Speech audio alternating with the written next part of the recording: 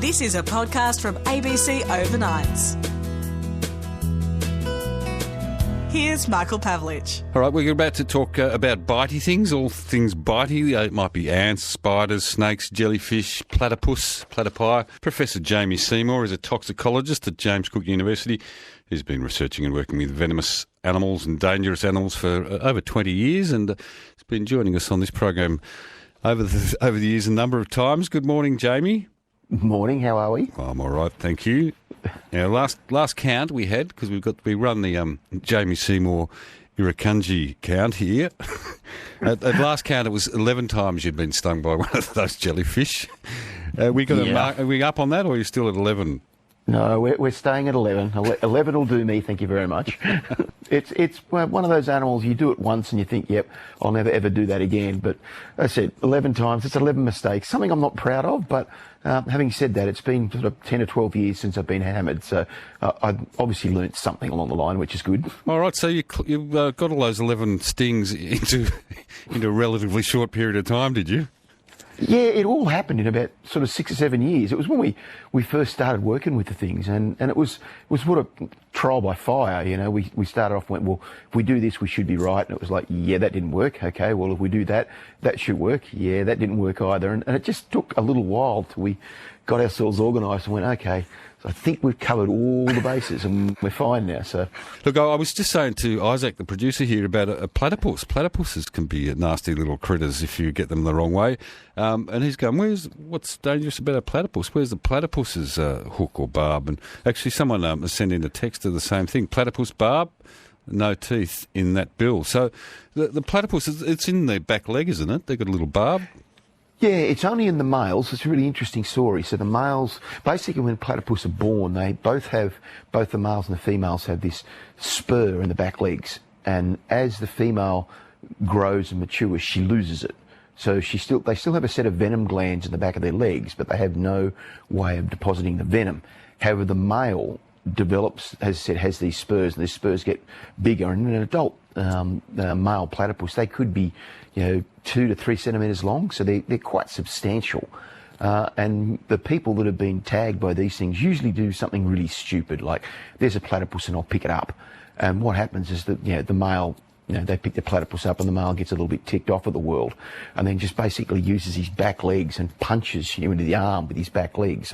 So imagine you pick the platypus up by the tail, and then all it does is it swings its back legs at you, and these spines then get injected into you. And they're not like sharp needle-like spines. Think of them like blunt pencils. So you get this sort of blunt force trauma as well. So you have these holes poked in the side of your arms, and then they deposit this venom. And it's thankfully it's one of the animals I've never been tagged by, but we were talking to a guy that got hammered by one of these a long time ago, and he actually was a winner of the Victoria Cross out of Vietnam, where it was sort of like a Forrest Gump type thing, where he was dragging his mates out of this war zone where they were being bombed and attacked, and he got hit literally in the rear end with a piece of shrapnel. And when we were talking to him, he said, look, can you describe what the pain's like? And he said it was a damn sight worse than being hit in the arse by a piece of shrapnel. I thought, well, okay, that sort of tells me a little bit from someone that won a Victoria Cross, So. Oh, you hear things that it's a nasty one, the old platypus sting. Obviously one on your shopping list, Jamie. No. As I said, when a Victoria Cross person goes, yeah, no, it was horrible, it's like, yeah, right, okay. You're going to love this one. Right up your alley. This is from someone called Dangerous, Jamie. Oh, God. And Dangerous says, just over 12 months ago, I was struck by a stingray 3 times. And he says, it was like being hit with a red-hot poker out of the fire. I couldn't actually feel the venom running through my body. And I thought I could actually feel the venom running through my body. I thought I was going to have a heart attack. The leg got badly infected and I had to have 2 weeks off from work. Apparently they have up to 11 different poisons the tail can emit. Whoa. You ever been stung by one of them? No, haven't been tagged by a stingray. Look, that gentleman's been incredibly lucky. Usually what you find from most people that get tagged by stingrays is the envenoming site usually isn't treated properly. And the interesting thing out of stingray venom is it's very, very sticky. So they've got a set of venom glands and cells on the outside of the barb. And when you get punctured by the barb, these venom cells are left behind in the wound. and the venom is very, very stable. And as I said, it's very, very sticky. So unless you actually open the wound and do what we refer to as a debriding, so I think if you got stabbed in the leg or the foot, you need to open that wound and literally take to it with like a scrubbing brush, scrub the wound clean, and not close it up like you would a normal wound, because if you do, the venom glands that are left behind then start to cause this necrotic tissue death in the wound. And you often see people, the gentleman was saying he had 2 or 3 weeks worth of wound. You often see people with months before these wounds heal. And a lot of them end up having to have skin surgery, having skin grafts to fix that. But you got to remember what the stingray's using that barb for, and they're using it for defence. And it's usually against things like sharks. Because these things, stingrays will sit on the bottom of the ocean. The shark will swim down and try and chew the wings off the side of the stingray. So the only defence they've got is this barb, and they'll basically bring the tail up and stab the shark in the sort of the side of the mouth or the side of the neck with these barbs. And we've seen many a tiger shark with these big barbs hanging out of the side of their face so with this kill sort of them. infection. No, by and large, the general story is what you're trying to do is teach the animal a lesson. So you stick it in the side with a barb, make this horrific wound that it swims around with for the next 2 or 3 weeks, going, I feel really sorry and sad for myself. I shouldn't have done that.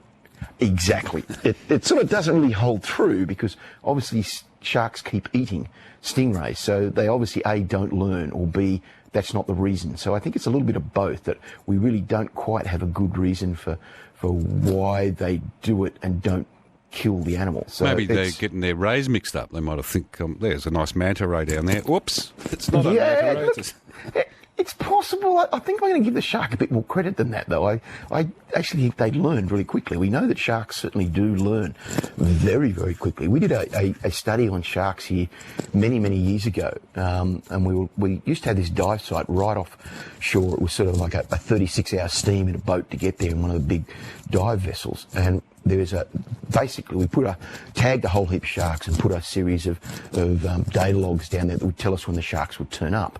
And basically whenever we arrived in the boat, the sharks were there. And we thought, this is really interesting. But we'd only go out on a Tuesday and a Thursday.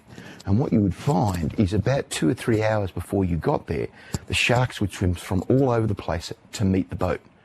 But they only did it on the Tuesday and the Thursday, and they learnt really, really quickly. So I think sharks, another one of these bitey animals, but I think they're a lot more smarter than we actually give them credit for. Hello there, Ron. G'day, Ron. I was in Victor Harbour about 1997, 98, because my brother ran a marine shop there, and we had a barbecue on the beach, and the kids were out swimming, and I went into the water and I walked through some seaweed. And I got stung by this, I don't know what it was, but I got stung in the left leg, and it felt like an electric shock was going up my leg, and I was in pure agony. And he took me down to the doctor, and they couldn't do anything for me, but he said, put your leg in the hottest water you can, and then take it out, and he said that'll relieve the agony you've got. Well, I did that from 9:30 in the night, and it wasn't until 5 in the morning that I came good. And my brother's wife certainly kept the hot water coming, but I still don't know what it was. It could have been a small ray or something, but it felt... Could it have been just a little bit of blue bottle string in the seaweed? Yeah, because South Australia's got quite a few blue bottles. Now, it's not a string, is it? It's a blue bottle tentacle, I assume. Blue bottle over that period of time? No, I think Ron sounds a little bit tougher than that. I'm going to go with a venomous fish. They get a thing down there called a cobbler. And they've got a series of spines on the back of on their back, which have got venom and things associated with them. What you need to remember is that venoms, out of the vast majority of venomous animals, are proteins. So think of them like eggs. So if you heat them up, you actually denature or deactivate that protein. So what's the general first aid for most marine envenomings or marine stings is hot water. But the problem you have with venomous fish is they've got these long spines, and the venom's deposited reasonably deep. So think of it like an intramuscular injection. So like you've just had your injection for the vaccine, and it can be sort of 1 or 2 centimetres deep below the skin. So what you need to do is get that venom temperature elevated to around about 43, 44, 45 degrees C. Now, that's reasonably high, and you can do that at the surface of your body, but to get that heat to penetrate deeper is very difficult, because as you start to heat that area up, your body's doing the best to go, well, I don't want that heat there because it's going to denature things. Exactly. So that tends to be why you find that it takes a couple of hours for that to happen. I mean, we've got a venomous fish up north here, things called stonefish. Yeah. And excruciating pain. And I've certainly talked to people that have done the same thing and put their envenomed foot in hot water. But the pain has been so excruciating that they haven't realised that the water's been so hot.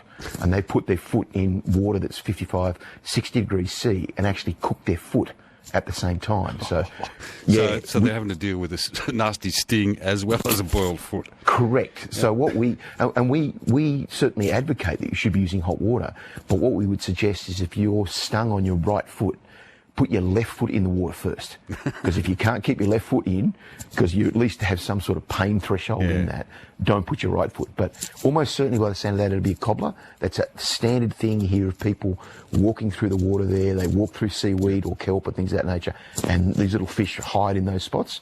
And that sounds exactly what it's like. Excruciating pain. There's I no reckon doubt you about might it. be onto it. Actually, I got Pete from Willara says, could you please explain the sting from a cobblerfish? I got stung on my thumb and the pain was intense for over 12 hours. So, yeah, there you go. You know, but I mean, even things like flathead and toadies and stuff, they've got a spike on them that's pretty nasty, isn't it? Well, that's right. Flathead have got this sort of paired spikes behind the back of their gills on the operculum there, and again, they're an interesting one because they're most people don't think of them as being venomous, and the general consensus is that spine doesn't have a set of, or those spines either don't have a set of venom glands associated, but it's the slime off the back of the fish.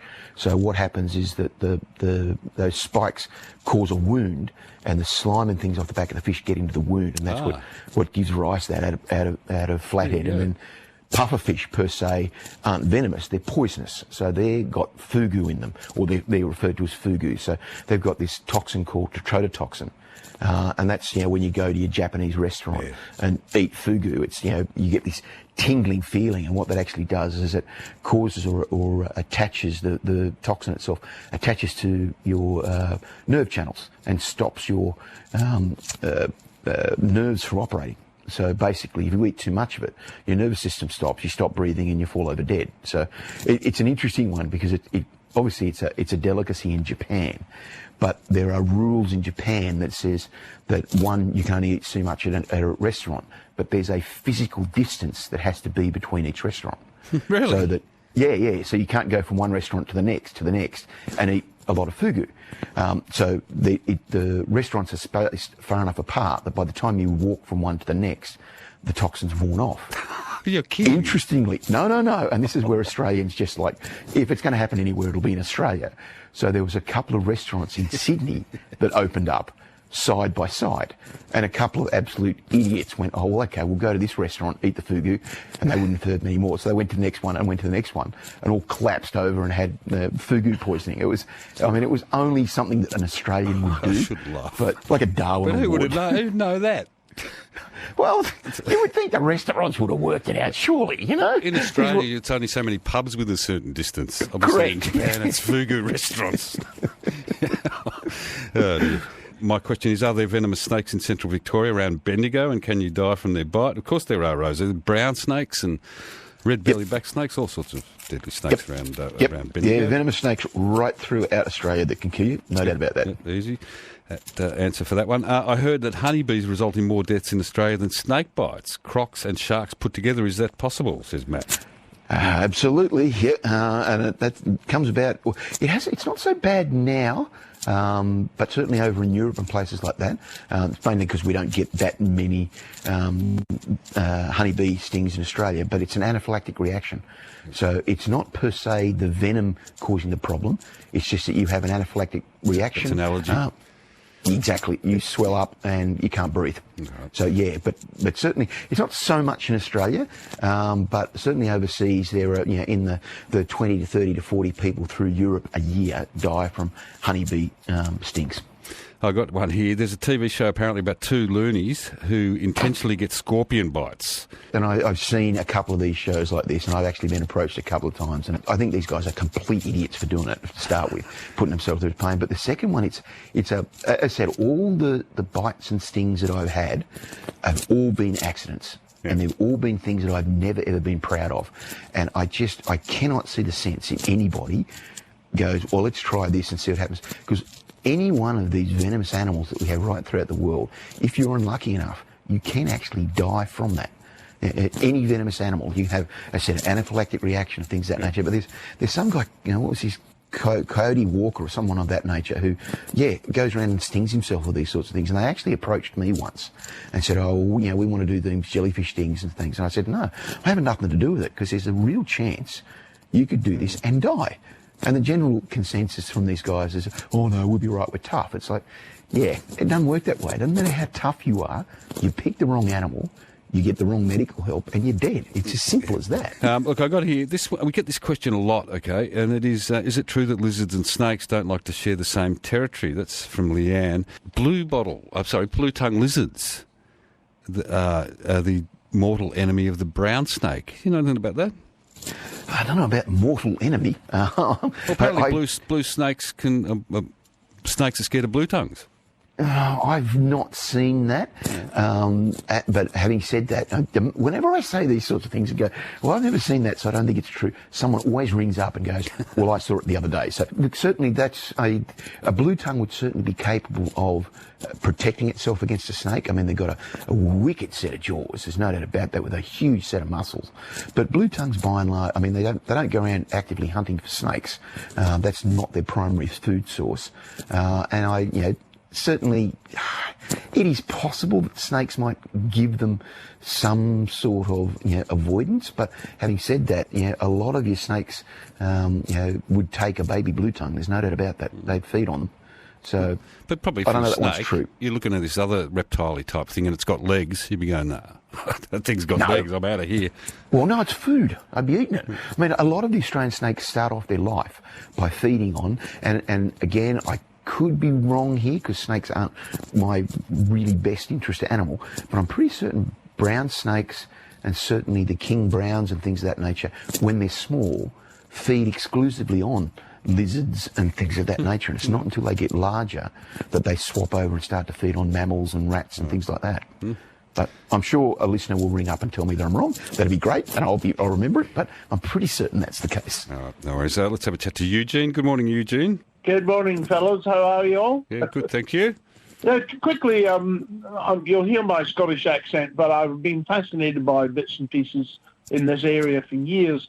The one that really jumped out at me some time ago was in the South American jungle. So sorry, it's not Australia, but in the South American rainforest jungle, there's these little frogs. Now, the name that was initially applied to them was kukoi, as in K for Kenneth, O, and K for Kenneth, O-I, kukoi. And they're very, very brightly coloured, which is a warning in itself. Don't come near me. And these little things sweat rather like, what do you call it, a cane toad. But their toxin that they sweat is quite bloody lethal. And the strange thing is it cropped up in a kind of a murder story. Believe it or not, it was set in Scotland. And so this person, who was a rather strange individual, he was collecting, reptiles and this, that, and that. He was collecting frogs, or toads or frogs. I can never remember which one it is. It's either a frog or a toad. In any case, he fancied this girl, and I hope nobody's going to practice this at home, but he got the frog to sweat, and he kind of poisoned her, and then because she was sat there completely conscious but could not move. And he didn't do terrible things to her because it was a TV program. But I thought I was absolutely fascinated in this. So it was a sort of paralysis type poison? Yes, yes. Okay. And of course, the South American indigenous people of various places, they use that and sweat it onto the darts and or their arrows, so that when they shoot a monkey or something, or blow dart a monkey out of the tree, it's paralyzed but completely still alive, and they can sort of transport it to wherever they want it, and then, of course, they can dispatch it and eat it. Kokoi frog that we heard about there doesn't sound dissimilar from the corroboree frog. Yeah, except corroboree frogs don't sweat vicious attack toxins. So, the common name is poison arrow dart frog. Okay. They come in as the caller was saying. I mean, they're certainly widely bright colours, so there's reds and bright yellows and things of that nature. And it's done as a defence thing. If you're a little frog, and these things are only small, they're probably, a big one's probably 2 or 3 centimetres in size. Now, if you're hopping through a jungle, I mean, you don't have much of defence, so you have this toxin secreted out of the body all over the place. And it's, I don't know the television story that the gentleman was talking about, but what they've actually done is they've mixed the venom for the toxin from the frog with what you get from fugu and gone, we'll turn it into what we would refer to as a neurotoxin, whereby it stops the neural processes happening in the body, much like we were saying with fugu. Yeah. And certainly, it does a similar thing, and there are certainly neurotoxins in these, and most of them, though, are cardiotoxins, so they attack the heart and stop the heart from working and things of that nature. But it's sort of well known. It's well known throughout the world, though, that a lot of frogs and toads do this. They secrete these toxins. Cane toads do it, as we know, and it's interesting. In the native range of cane toads, the indigenous people there suck on cane toads. Now, I'm not suggesting for a moment that anybody should suck on a cane toad, okay? But if you have a very small amount of the toxin, it actually has a hallucinogenic effect. So you can get high on a cane toad, which is often why you find, certainly up north here, we often have people call us about their dogs and go, our dog always goes outside and sucks on cane toads. And it's like, because they become addicted to a cane toad and they get high off sucking off a cane toad. Now, I'd say, please, people, don't do this, because people have died from sucking off cane toads, so don't do that sort of thing. So there's that, I mean, which is really quite interesting. And then going to the next part of the gentleman's question, where he was saying that antivenoms don't work for Papuan taipans, it's not entirely correct.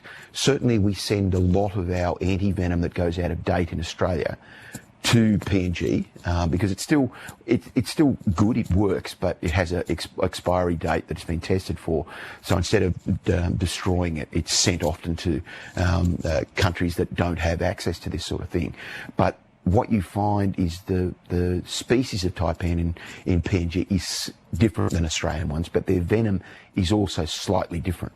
So the antivenom that we send over there covers most of it, but some of the toxins that they have are slightly different. You need to remember that snake venoms aren't just one component. So think of them like a vegetable stew. So there's beans and carrots and meat and potatoes and all bits and pieces. And there's all of those things do different things on your body. It's really interesting. So if you look at a taipan and its venom, there's a couple of different things. There's a neurotoxin that attacks your nerves. There's a heart toxin that obviously attacks your heart. There's a toxin that attacks your blood. So when you get bitten by a taipan, that's the first thing that happens, is your blood, all the clotting agents in your blood are used up, so it clots. And so then you can't stop your blood from clotting. Or you can't clot your blood, so you then bleed out of any orifice in your body. So, it's nasty. So variations in venoms throughout the world for most animals. So, Yeah, they're a nasty snake, the old taipan. Oh, yeah. All right, look, I'll go through a couple more texts here. I've got here 4 months in hospital after standing on a stonefish. That's interesting. I've never heard of a 4-month hospital stay. I certainly know people that have had 4 to 6 months worth of ongoing injuries, but 4 months in hospital, wow, that's impressive. I've got, it says galloping fasciitis and gas gangrene. Yeah. Okay. Then, that is possible. I said again, I'm surprised they've spent that amount of time in hospital, but I can certainly see where that sort of thing would happen. I mean, a good mate of mine stood on one in Fiji, and he ended up with all sorts of issues for the better part of 6 or 7 months and had big necrotic holes in the base of his foot. I mean, we do have an antivenom for stonefish. It's actually it's becoming one of the most used antivenoms produced by Seqirus, mainly because we export it over to Madagascar. where there's a whole heap of stonefish that have got in there and sort of blown out, and they're getting lots and lots of stings over there. Yeah, look, they're nasty critters, and they look a lot like a stone, so they're pretty easy to bite them. I've got here, how prolific are paper wasps this year? 7 nests in front of my villa, 3 next door, and one of those with 30 adults, and looks like 20 pupae in various stages. That's from Condell Park in New South Wales. Greg? Yeah, so that's the big issue there is that once they start, so then they'll just replicate and replicate and replicate. So by and large, most people say, I've never seen paper wasps here ever before, and now I've got like 15 nests outside. So it's sort of a matter of going, once one starts and a nest starts, then everybody hears about it, and it's like, okay, well, this is a great area, and you start to get this abundance of paper wasps in the area. But reasonably common right throughout Australia. Deb wants to know, and I assume this is different for different spiders, but what is the best way to treat a spider bite? It depends on the spider. Yeah. So if it's a big, black, hairy spider, go to medical treatment instantaneously. Okay, so because we need to cover things like Sydney funnel web, which is the world's most venomous spider. Okay, so if it's a big, black, hairy spider and you've been bitten, seek medical attention instantly. The vast majority of other spiders in Australia, you have nothing to worry about if you've been bitten by them. And this leads us in beautifully to the old white-tailed spider bite myth where I got bitten by a white-tailed spider and I ended up with this big necrotic lesion on my arm and it grew up the side of my arm, and away it goes. White-tailed spiders do not do it. They are incapable of doing it. They do not have the toxins that allow them to do it. And it's an old wives' tale. So what you tend to find is people get bitten by something and they go, oh, something bit me. They don't see it. And they look around, and white-tailed spiders don't build nests or webs. They're active hunters and they run around on the floor. So people go, I got bitten by something. Oh, there's something running on the floor. It's a white-tailed spider. And they blame it on the spider. Right. So unless it's a big, black, hairy spider, by and large, you don't need to worry. I won't read you any of the white spider texts then that I've got here. This is not for you, but it's a general bitey thing. But I've got a text here from Kate in New Minor Beach that says, apparently crocodiles are so very good about timing, they say you should never go fishing near crocodiles. Apparently if you fish in one spot for 3 times, the 3rd time will be the last time. There's a little tip for you. I don't know that it's quite the 3rd time. You shouldn't be fishing in crocodile-infested waters anyway, should you? No, but and she's got a very good point there. Again, like sharks, crocodiles are really quite smart, and they'll do this. You'll find them, and we see it up here all the time. It's one of the things that people say, if you're going fishing, don't clean your fish at the boat ramp at the same time, because the crocodiles will learn. And they'll go, okay, this is where people come. Right. If I go down there, I know there are people there, and they get eaten. It's always because they do a lot of triathlons and things up here as well, and it's one of the things that obviously crocodiles we have up here, and they're swimming in the ocean, and there's a possibility of crocodiles. And as I say to them when they're swimming, is going, well, you're all right, just don't be the last person in the swim. I tell you, they'd be getting a few good times, wouldn't they? Oh, exactly. G'day, Sean. Oh, hi, how are you? Sorry. Look, I'm 55, but folks aren't around now, so I can't ask them about it. But when I was, my dad was in the Navy, and in 1970 we lived down in Jarvis Bay for about 2 years. Yep. Anyway, my folks used to go and play a bit of golf on the Naval College golf course. And, one day I was standing in a line of trees to stand off the fairway, and then all of a sudden, I've got vague memories of it. Like I said, I was 4. Anyway, next thing I'm screaming out, my father runs over and drops my pants and starts brushing all these ants off me. And I was literally covered in ants from my toes to my waist. And, anyway, as far as I understand, years later they told me they were meat ants. Not they weren't bull ants because they weren't the same colour. I think they were like a deep, dark red type of colour, almost like a maroon colour. And, I was just wondering why I never got bitten, and I wondered if it was because it was something where they cover a creature and then start eating it or something. I don't know anything about them, and that was my question. All right, let's find out what Jamie's got to say about this. They sound nasty. Yeah, and they sound like meat ants, certainly by the colour and things of that nature.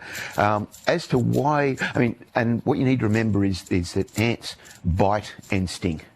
So they basically have a set of jaws at the front end that they bite with, and then they have a stinger at the back end that they use to envenom people and cause stings and things with.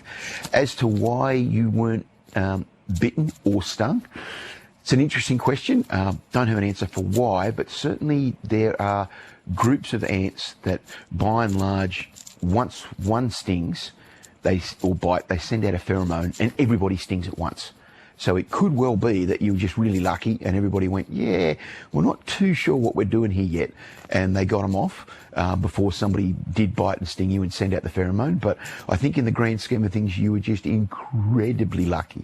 Because usually if you find that, there's ants and things swarming over something that's moving, and it sounds like you've either sat in a nest or something of that nature, that everybody's going to sting and it's on for one and all. So I think you just got incredibly lucky. There you go, Sean. Sounds like it. I got here as well. Olive sea snake. Is it true that this venom is bad?